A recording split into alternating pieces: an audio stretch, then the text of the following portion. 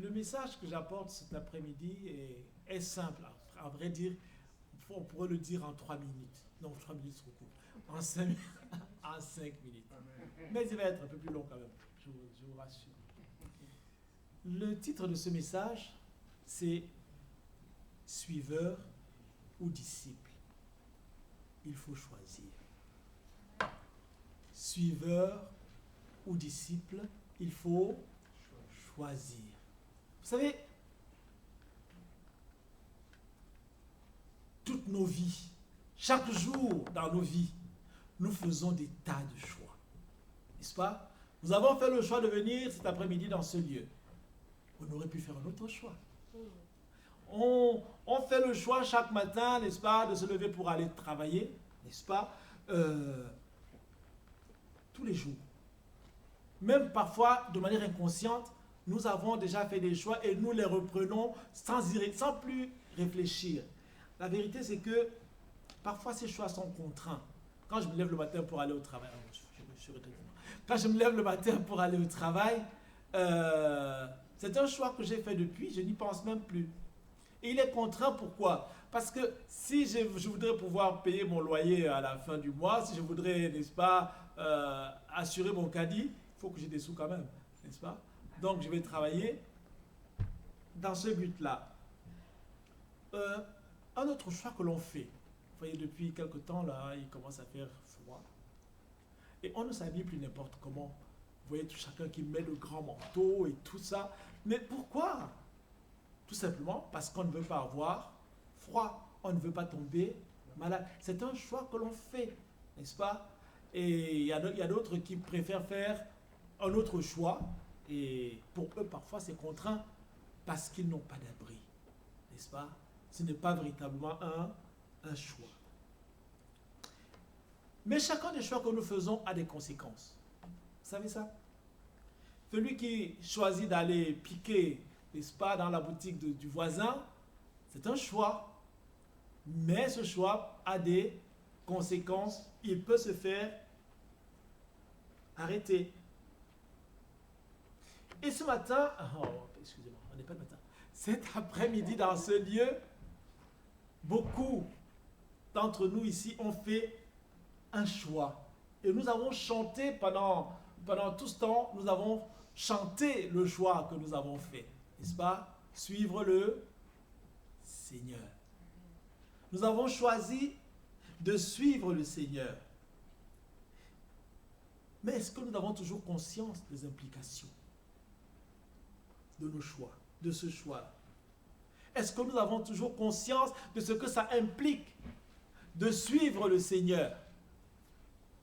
C'est pour ça que je l'ai intitulé « Suiveur ou disciple ». Il faut faire un choix.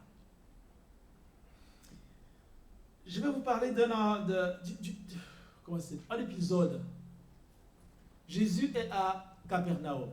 C'est Jean au chapitre 6. Et là, il tient un discours sur le pain, sa chair, et sur son sang, un breuvage. Il parle dans la synagogue, il dit aux Juifs qui sont dans la synagogue, voyez-vous, mon corps est le pain qui descend du ciel. Mon corps ma chair est une vraie nourriture qui vous nourrira jusque dans l'éternité. Mon sang est un vrai breuvage, une vraie boisson. Vous savez que pour les Juifs, c'était une abomination, une horreur. Parce que ils ne pouvaient pas manger un animal avec son sang. C'était écrit dans la loi. Alors, la Bible nous dit que, je vais peut-être lire, verset 55, 56, Jean 6. Celui qui mange mon corps et qui boit mon sang a la vie éternelle. Et moi, je le ressusciterai le dernier jour. En effet, mon corps est vraiment une nourriture et mon sang est vraiment une boisson. Celui qui mange mon corps et qui boit mon sang demeure en moi et moi je demeure en lui. abomination. Vous savez, il y avait dans cette synagogue-là des disciples de Jésus-Christ qui étaient là aussi. Alors, en entendant cela, beaucoup se sont dit, mais cette parole, elle est trop dure. Qui peut l'écouter? Et à partir de ce moment-là, nous dit la parole de Dieu, un grand nombre de ceux qui se disaient disciples de Jésus-Christ se retirèrent et arrêtèrent de marcher avec lui. N'est-ce pas? C'est dans le même passage jusqu'au verset 66. Ils avaient fait leur choix. Ils ont entendu la parole que Jésus annonçait, ils ont été scandalisés et ils ont choisi de ne plus suivre Jésus. Mais dans cette même synagogue, il y avait aussi les 12 apôtres, le cercle resserré, rapproché de Jésus. Et Jésus va se tourner, va leur demander, et vous alors? Vous ne partez pas vous aussi? Ils vont lui dire, Seigneur, à qui irions-nous? Tu as les paroles de la vie éternelle. Et nous croyons et nous savons que tu es le Messie, le Fils du Dieu vivant. Voyez-vous, les disciples, les 12, ont fait un autre choix. Un choix opposé au premier. Il y avait une foule, un même auditoire et des choix différents, même voire diamétralement opposés. Vous savez,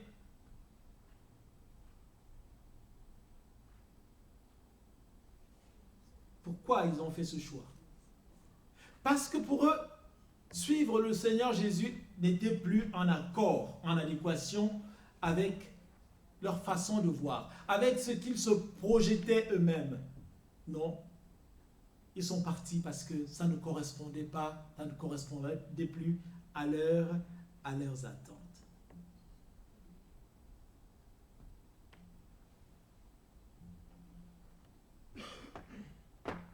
Faire un choix n'est pas quelque chose de collectif. Faire un choix est individuel.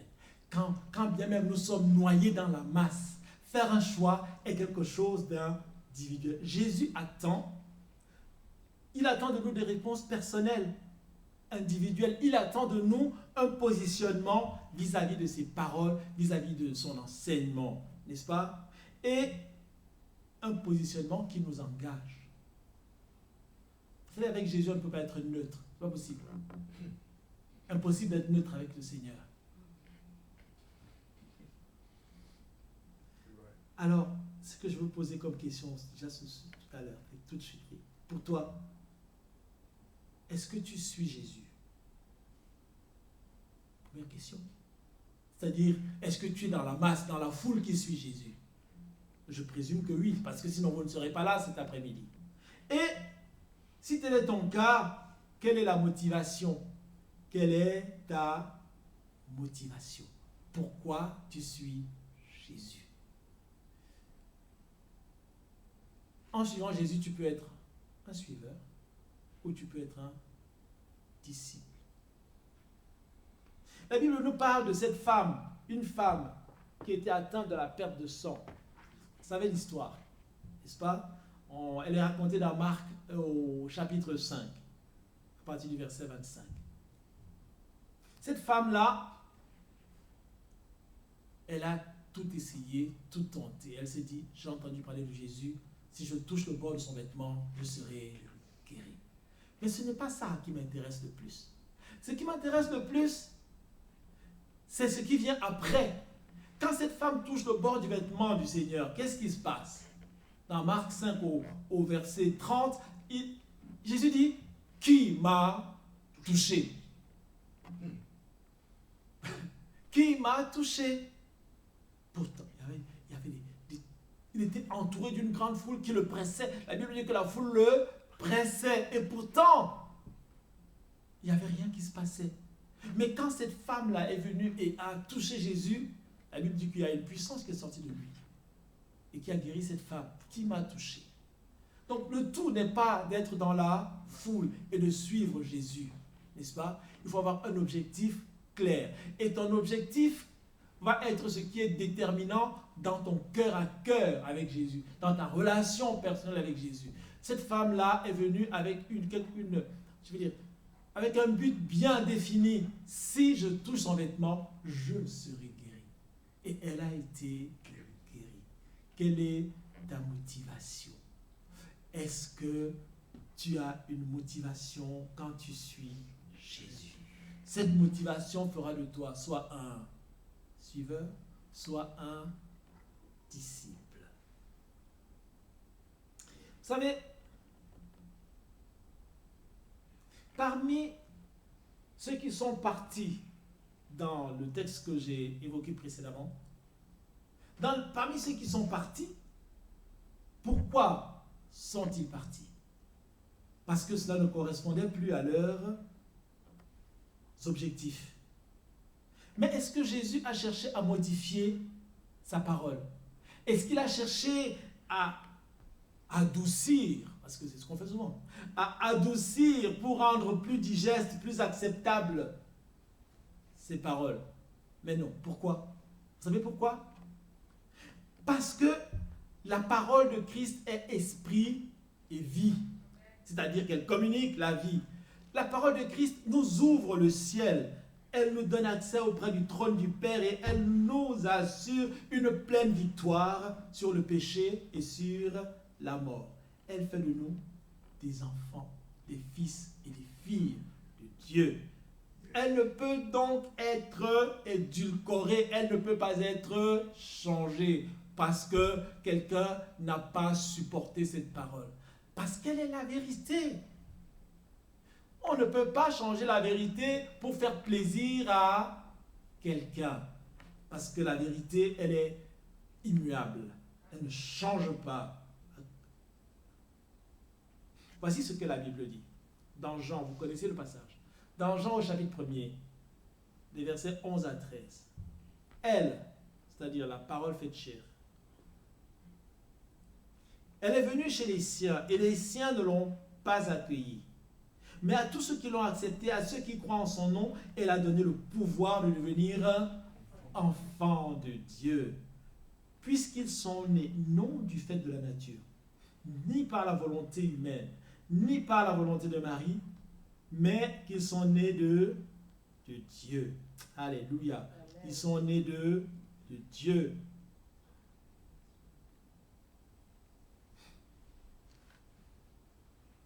Recevoir la parole de Dieu, c'est la croire et la mettre en pratique dans sa vie de tous les jours, dans sa propre vie.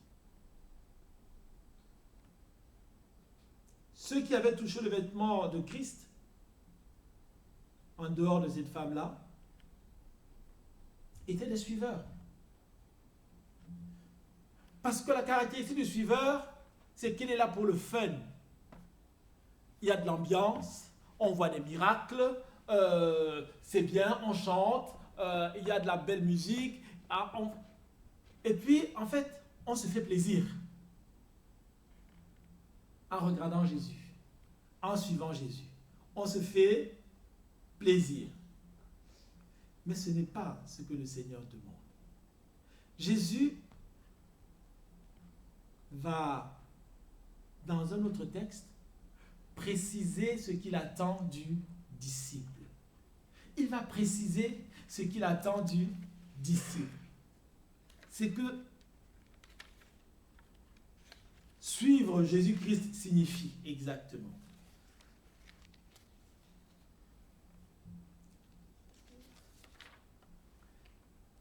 Luc 14, 25 à 35.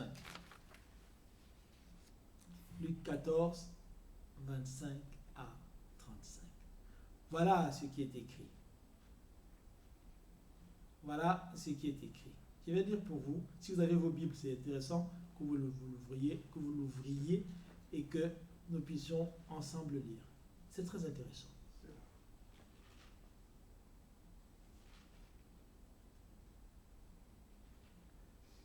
de grandes foules faisaient route avec Jésus. Il se retourna et leur dit, si quelqu'un vient à moi sans me préférer, en réalité ici, dans d'autres versions, c'est sans haïr carrément, sans me préférer à son père, sa mère, sa femme, ses enfants, ses frères et ses sœurs, et même à sa propre vie, il ne peut pas être mon disciple. Celui qui ne porte pas sa croix et ne me suit pas ne peut pas être mon disciple. En effet, si l'un de vous veut construire une tour, il s'assied d'abord pour calculer la dépense et voir s'il a de quoi la terminer. Autrement, si après avoir posé les fondements, il ne peut pas la terminer, tous ceux qui le verront se mettront à se moquer de lui en disant, cet homme a commencé à construire, il n'a pas pu finir. De même, si un roi part en guerre contre notre roi, il s'assied d'abord pour examiner s'il peut avec 10 000 hommes affronter celui qui vient l'attaquer avec 20 000. Si ce n'est pas le cas, alors que l'autre roi est encore loin, il lui envoie une ambassade pour demander la paix. Ainsi donc, aucun de vous, à moins de renoncer à tout ce qu'il possède, ne peut être mon disciple. C'est radical. Le sel est une bonne chose, mais si le sel perd sa saveur, avec quoi la lui rendra-t-on? Ça vous rappelle un passage, non? Nous sommes le sel de la terre. Il n'est bon ni pour la terre, ni pour le fumier. On le jette dehors, que celui qui a des oreilles pour entendre, entende. Jésus précise ce qu'il attend d'un disciple. On va peut-être regarder dans ce passage quelques considérations. Les versets 26 et 33. Si quelqu'un veut venir après moi. Déjà, à quel moment se situe ce texte? C'est le dernier voyage vers Jérusalem. Jésus est sur le chemin qui le conduit à la croix. Là, il va être crucifié. Et là, il y a une grande foule qui vient derrière lui. Et je crois que c'est un moment important parce qu'il ne faut pas que les gens se fassent d'illusions. Il faut qu'ils sachent ce que ça veut dire d'être disciple. Et beaucoup se considèrent comme des disciples de Jésus parce qu'ils le suivent. Non. Il faut savoir ce que cela voudra dire d'être disciple de Jésus-Christ. Et quand nous venons à l'église, quand nous venons dans la maison de Dieu, quand nous assistons ou faisons des tas de choses, nous nous considérons comme des disciples. Mais le sommes-nous vraiment? C'est la question qui va se poser à chacun d'entre nous. Alors, Jésus va dire,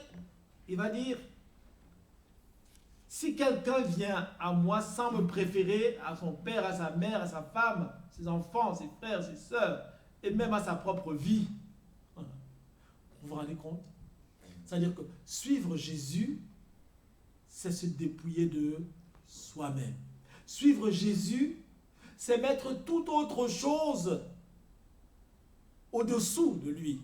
C'est-à-dire qu'il doit être le premier. Il doit être le centre. On le chante ce chant. Jésus soit le centre. Il doit être le centre. Jésus ne souffre pas n'est-ce pas, de concurrence. Disons ça comme ça. Jésus ne souffre pas de concurrence. Il n'a pas envie d'avoir la concurrence. Il doit être l'unique, le seul, qui a notre pleine attention. C'est pour ça qu'il dira au verset 33, ainsi donc, aucun de vous, à moins de renoncer à tout ce qu'il possède, ne peut être mon disciple. Est-ce que nous sommes prêts à renoncer à tout ce que nous possédons? Ce n'est pas seulement une possession matérielle, mon bien, ma maison, mon terrain, etc. Non. Il y va même de nos familles. Ma femme, mes enfants, mes petits-enfants, mon mari, etc. Est-ce que je suis prêt à être dépossédé de tout cela? Attention, on risque de mal comprendre parfois ici. Parce que si on ne fait pas attention, on dit, mais Jésus nous demande de détester. C'est incohérent. Parce qu'il nous demande de prendre soin de nos familles. Celui-là qui nous demande de prendre soin de nos familles ne peut pas nous demander de les haïr. En fait, qu'est-ce qu'il veut dire? Comme je l'ai dit, il veut dire que quand on arrive au point du choix, n'est-ce pas, on ne doit plus tenir compte de nos familles quand il s'agit d'obéir à Jésus-Christ. Vous savez, vous connaissez ce passage où Jésus est en train de prêcher dans une salle, dans un lieu, et puis ses parents arrivent, sa maman et ses frères, on lui dit, ils te demandent. Et qu'est-ce qu'il va dire? Mais, qui est mon frère? Qui est ma mère? Les voici, ceux-là qui font la volonté de mon Père. Parce que sa maman voulait l'empêcher. On dirait de lui qu'il avait un peu perdu la tête. Voulait l'empêcher d'être là et de donner cet enseignement, la parole de Dieu. Il a préféré ceux qui étaient là à l'écoute de cette parole. Jésus ne souffre, je dis, d'aucun... Non. Il doit être celui qui est l'unique, le véritable dans nos vies. Il ne souffre d'aucune concurrence, disons ça comme ça.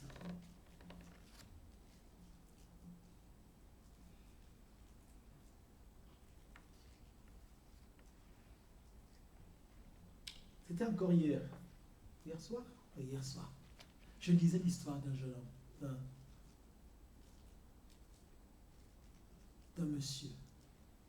Son histoire en Azerbaïdjan. Ce monsieur était musulman. Il a donné sa vie à Christ. Vous savez ce qui lui est arrivé? Il a été battu. Il a été licencié de son emploi. On l'a chassé de sa maison.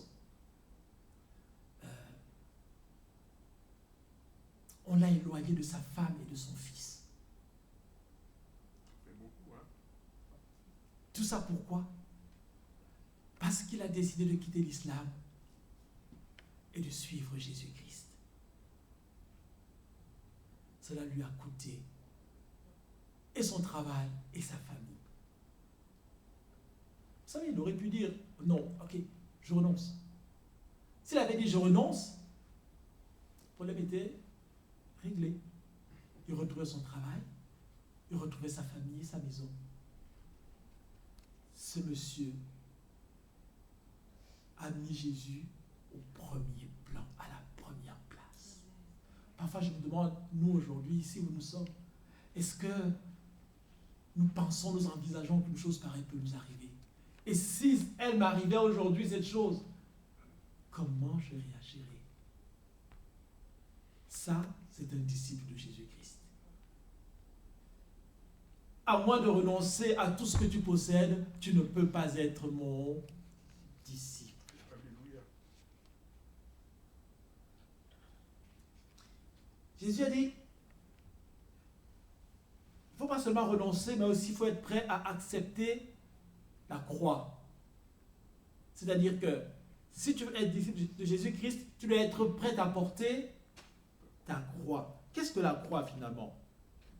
La croix est un instrument d'ignominie, c'est-à-dire de déshonneur extrême. Jésus-Christ est mort sur la croix. C'est une honte, parce que c'est réservé à des malfrats. C'est un instrument d'infamie, c'est-à-dire que quelque chose qui attente à ta réputation. C'est un instrument de supplice, c'est-à-dire de vive douleur physique, émotionnelle, morale. Est-ce que nous sommes prêts à prendre notre croix, à supporter des souffrances physiques, des souffrances émotionnelles, des souffrances morales? Est-ce que nous sommes prêts à ce que l'on attende à notre réputation, au mensonge sur notre personne? Est-ce que nous sommes prêts à être déshonorés parce que nous avons donné notre vie à Jésus-Christ? Est-ce que nous sommes prêts à ça? C'est ce que ça coûte quand on accepte d'être disciple de Jésus-Christ. C'est ce que ça risque de coûter. Aujourd'hui, nous, on n'est pas dans ces mêmes conditions-là.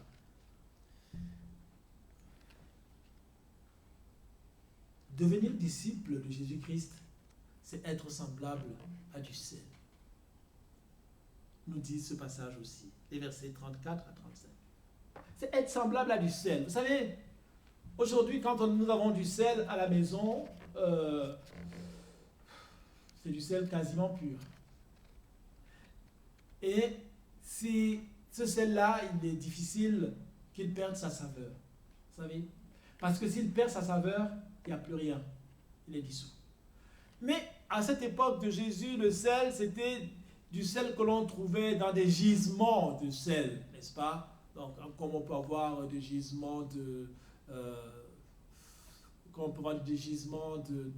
des gisements de cuivre. Donc, on allait creuser pour avoir du sel.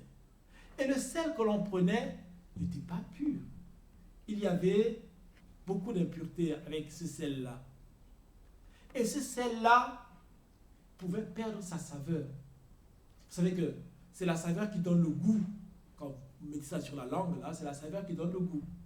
Ce sel pouvait perdre sa saveur comment? Si on laissait, par exemple, les cristaux qu'on avait récupérés, si on les laissait sous l'eau, à la pluie, le sel était dilué et il ne restait que, n'est-ce pas, les impuretés. Et ce sel ne servait plus à grand-chose. Et quand Jésus parle du sel ici, ceux de son époque le comprennent bien. Ils le comprennent bien. Il dit, si le sel perd de sa saveur, il ne sert plus à grand-chose, sinon qu'à être jeté sur le chemin et on le piétine. Le chrétien, le disciple de Jésus-Christ, est appelé à garder une vraie saveur. Mais qu'est-ce qui fait que l'enfant de Dieu perd sa saveur? C'est la compromission dans le monde. Vous savez, le monde dans lequel nous vivons nous propose tellement de choses loin de Jésus, en dehors des principes de la parole de Dieu, que si nous ne faisons pas attention, nous pouvons être dilués dans le monde et ne plus rien apporter. Parce que nous sommes le sel de la terre, quand on nous voit, on a envie de goûter. On a envie de suivre. Quand on nous voit faire, quand on nous entend parler, quand on nous regarde vivre, on doit pouvoir impacter la vie de ceux qui nous entourent pour qu'ils aient envie de nous ressembler. Nous sommes le sel de la terre. S'ils n'ont pas envie de nous ressembler, qu'ils nous jalousent. Oui, c'est vrai. Qu'ils nous jalousent et qu'ils se disent, mais, ah non, c'est pas normal, moi aussi je veux. Et si je n'y arrive pas, enfin c'est ce qui arrive. Quand les musulmans tuent les chrétiens, c'est une question de jalousie.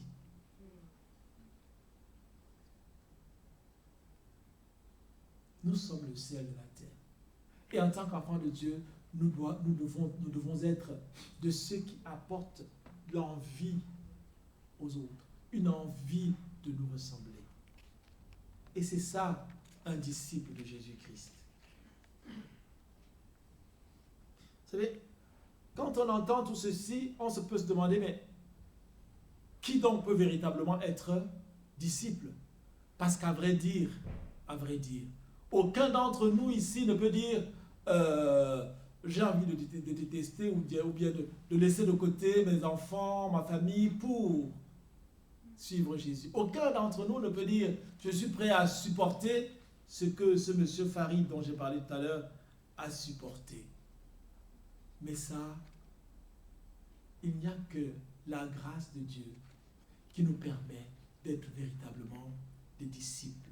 C'est-à-dire de pouvoir vivre tout ce que cela implique d'être disciple. Vous savez pourquoi?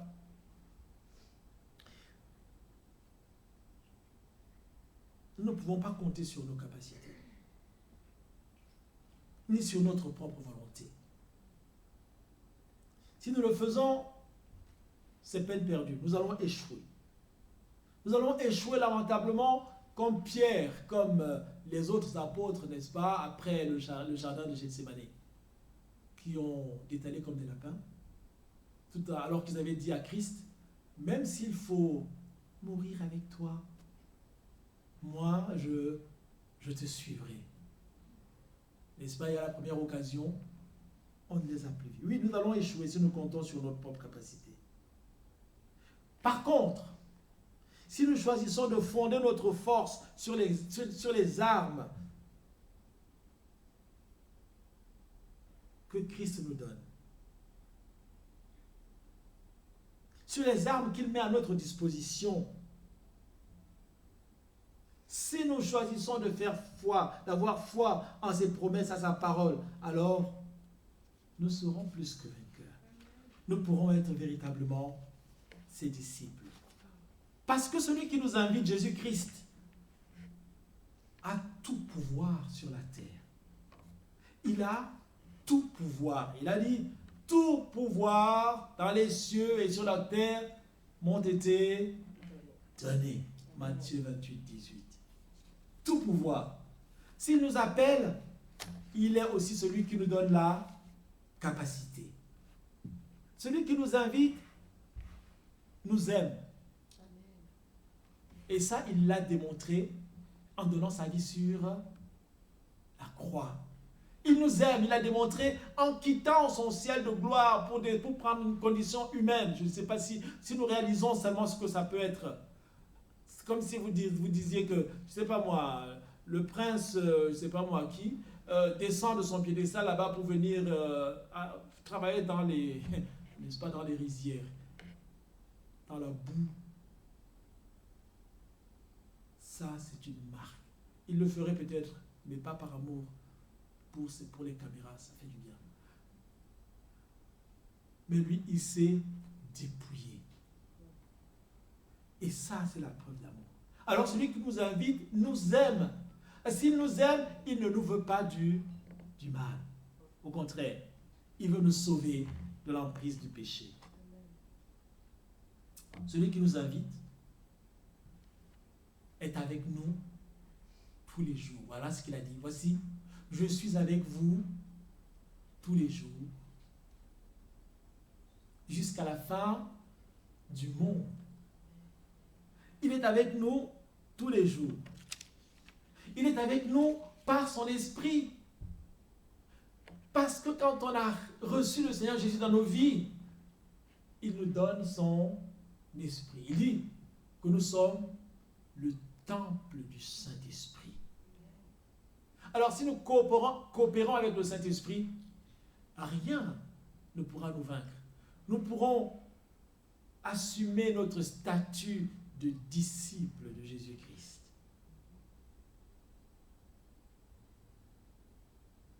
Celui qui nous appelle à le suivre ne nous forcera jamais à le faire. Donc, la réponse pour être au bénéfice de tout ceci, de cette force qu'est la force du Seigneur, nous appartient en premier lieu. Et alors seulement, nous entrons, j'allais dire, sous le couvert de notre Seigneur. Mais la réponse première, elle nous appartient. Vous savez, un jour, un jeune homme riche, dit la parole de Dieu. C'est une histoire que vous connaissez aussi dans Marc 10. Vient voir Jésus.